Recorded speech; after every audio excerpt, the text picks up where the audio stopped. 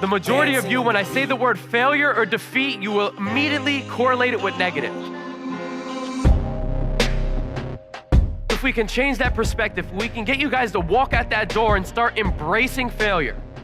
We wouldn't know what the wins feel like if we never lost. As long as we are moving forward, if it's professionally, financially, emotionally, spiritually, as long as you are getting better each and every day, you're winning. It wasn't the fact that I had no legs and one arm. I didn't even look at any of this because I knew that my hard work and dedication would simply make up for my lack of limbs. I thought to myself, imagine how many lives I could change, how many perspectives I could change for the better if I focused my energy on helping people.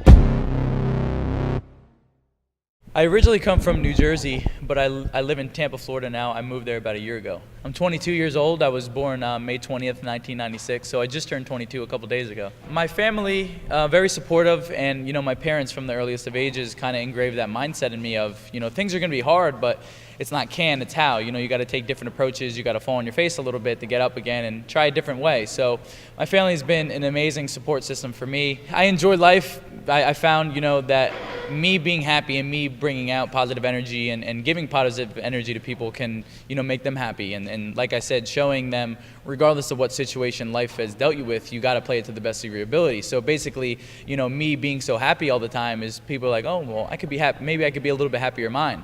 So I think of myself as a lantern, like a light, and I continuously fill myself up with good vibes and good energy so I can give to others. I was born with hand-heart syndrome, and it's a super rare genetic disorder that either leaves the babies with undeveloped limbs or undeveloped organs. And I was the 12th baby in the world at the time of my birth in medical history that they've ever seen it happen to. So they gave me, a 30% chance to live because out of the 12, 8 of them have passed away due to undeveloped organs.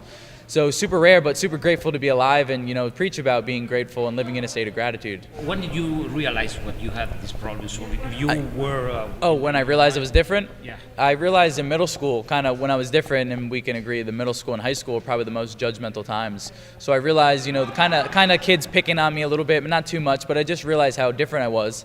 And I found, my why through wrestling, impacting people passively. I wasn't even focusing my energy on helping people, and I was, motivating people on the sidelines. So I realized that I am put on this earth in this situation to be an example to others, to show them what they're truly capable of doing. We've been traveling all around the world, and I'm just grateful for the opportunity to be, like a beautiful place like this in Cabo, to share my message all over. And one of my dreams was to have my speeches translated, and there was a translator back there. So you guys are helping my dreams come true. I graduated high school. I didn't go to college. From high school, I kind of just learned what I needed to learn in different industries and made it happen. And that's what I always say. We're the architects of our life, and each and every day we have the ability to learn whatever we want to learn and implement it into our life. So that's what I did. Tell us something about when you had hard, difficult moments.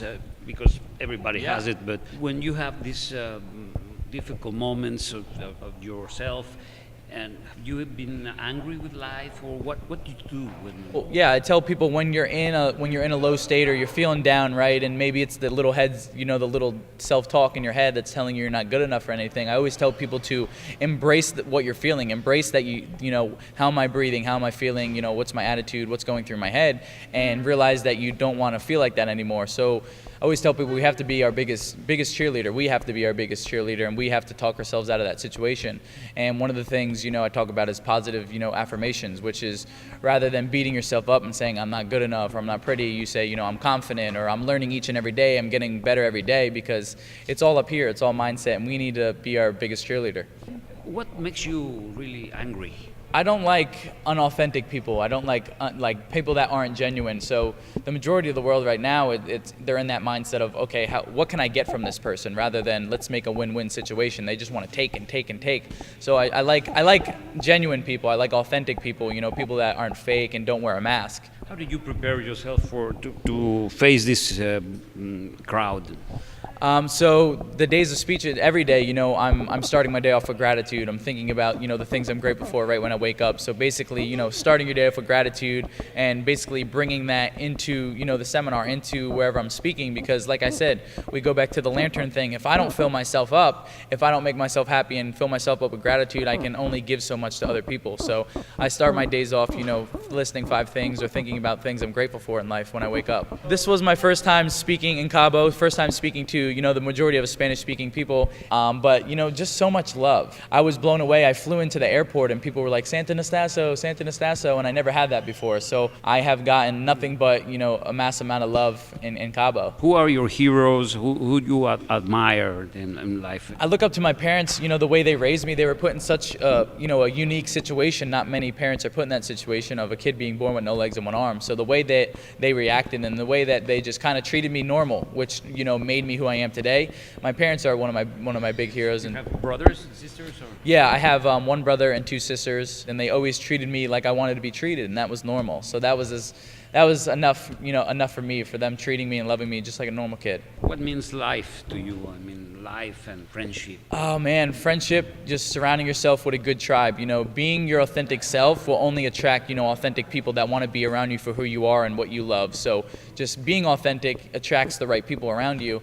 And, life is just all about, being fulfilled, being happy. What next for you? What would you expect from life for the future? I want to do everything, man. I want to take over the mainstream modeling industry. I want to start DJing, singing, and rapping. I want to do everything to show people, like I said, life hands you a hand and you have to play it to the best of your ability. So I just want to break into every industry, basically take over the world. Yeah. Once you are doing these kind of things, fit you? Being an example to people that may be parenting a disabled child or just anyone, being an example and shedding some light and changing the perspective fulfills me. It fills me up. What makes you scared? Scared of not doing enough.